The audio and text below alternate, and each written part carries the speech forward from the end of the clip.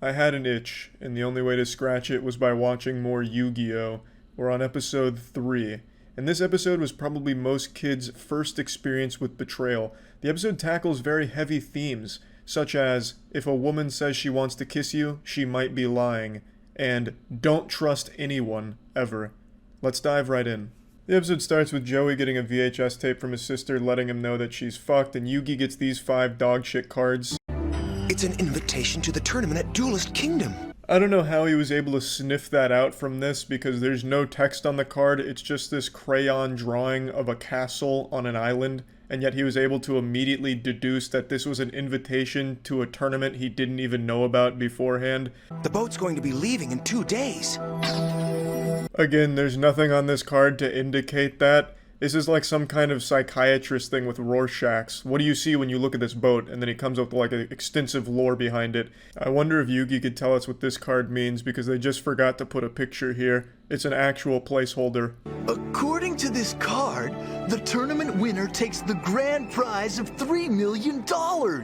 So Tristan plays along with Yu-Gi-Oh's schizophrenia and informs the group that $3 million is the prize pool for this tournament, which is great news for Joey because with that money he can pay for his sister's surgery so that way she's not fucked anymore. The way Grandpa explained it to me, the puzzle was originally found in some Egyptian ruins. I made a wish on the puzzle. I asked it to give me a real friend, and I think the puzzle came through for me.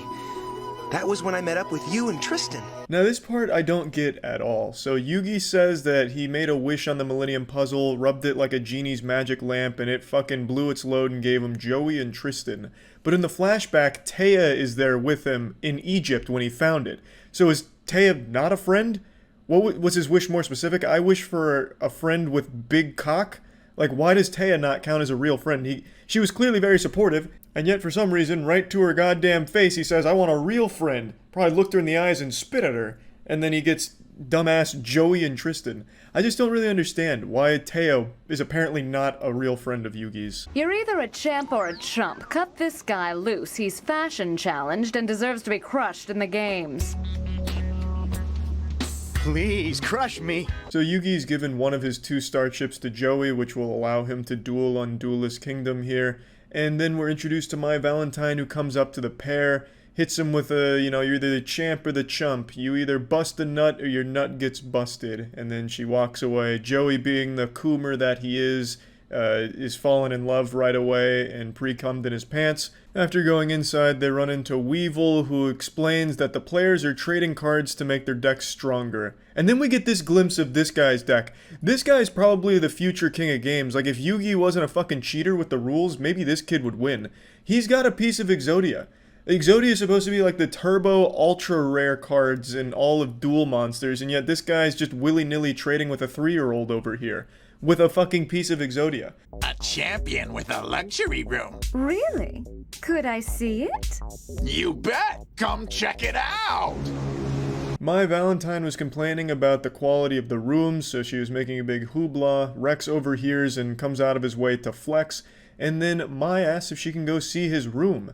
Rex, believing that he's finally going to get his dick wet, gets extremely excited and says absolutely, because he believes that he's going to be able to get maybe some anal out of it, stick his wiener in her stinky chocolate pantry. But he's got another thing coming. Tell you what, if you win, I'll give you a kiss. Huh? Spoiler alert, Rex doesn't get a kiss. He loses the duel, doesn't lose his virginity, but loses his room. Joey shows Yugi the cards he traded for, and Yugi, after realizing how fucking dumb Joey is with his trades, decides to cut him a break and give him an almost useful card with Time Wizard. Weevil then comes over and asks to see the 5 pieces of Exodia, then tells Yugi that he was never able to figure out a strategy to beat Exodia, so he throws them overboard and then says he's going to be invincible now.